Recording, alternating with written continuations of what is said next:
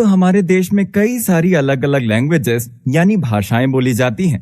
हमारा देश लैंग्वेज के मामले में तो बहुत ही डाइवर्स है। वो कहावत भी है ना, कोस कोस पर बदले पानी, चार कोस पर वाणी। सोचिए, इतनी वैरायटी ऑफ लैंग्वेजेस होने के बाद भी हमारा क्रेज इंग्लिश के लिए कुछ अलग ही है। और यही रीजन है कि इंडिया वर्ल्ड का number 2 largest English speaking nation है। कोई यूरोपियन कंट्री नहीं, बल्कि इंडिया।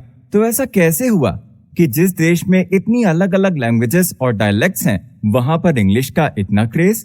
ऐसा इसलिए है क्योंकि इंग्लिश हिंदुस्तान के अंदर एक लैंग्वेज मात्र नहीं है, ये अनफॉर्चुनेटली एक क्लास बन चुकी है।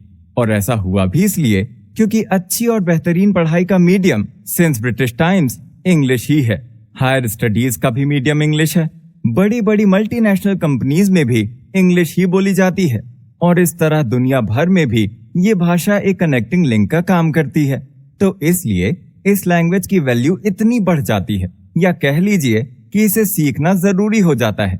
एक तरफ तो हमारी कॉन्वेंट एजुकेटेड पॉपुलेशन फर्राटे से इंग्लिश बोलती है, और दूसरी तरफ स्टेट बोर्ड वाले लोग या हिंदी मीडियम वाले स्टूडेंट्स इंग्लिश बोलने में स्ट्रगल करते हैं।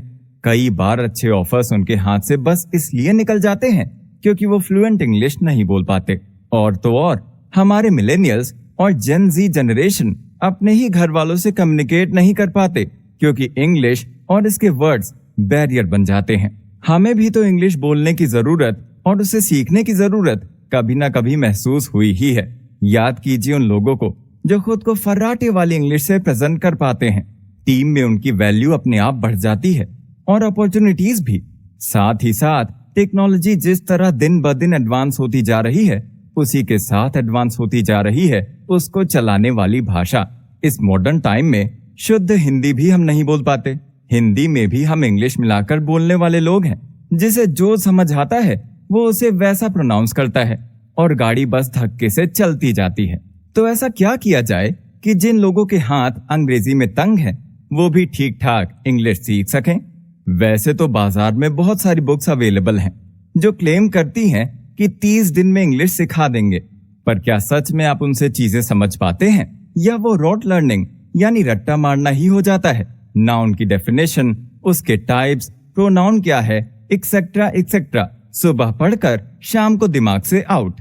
तो ऐसे में इंग्लिश आखिर कैसे सीखेंगे? इस प्रॉब्लम का सोल्यूशन हम लाए हैं इस गाइडेड एक्सरसाइज ऑडियो बुक में।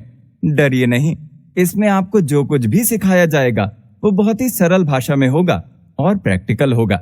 आपकी शुरुआत होगी अल्फाबेट्स यानी कि वर्णमाला की नॉलेज से, और सफर खत्म होगा सेंटेंस फॉर्मेशन पर, यानी सेंटेंस बनाना कैसे है।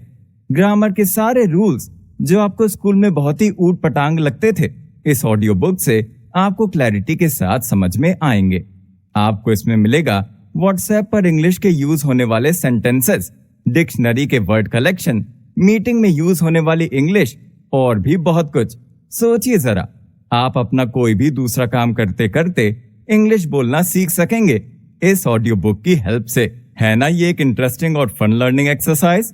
तो देरी किस बात की, शुरू कीजिए अपनी ये गेम और सीखिए इंग्लिश बोलना बिना किसी डिफिकल्टी के।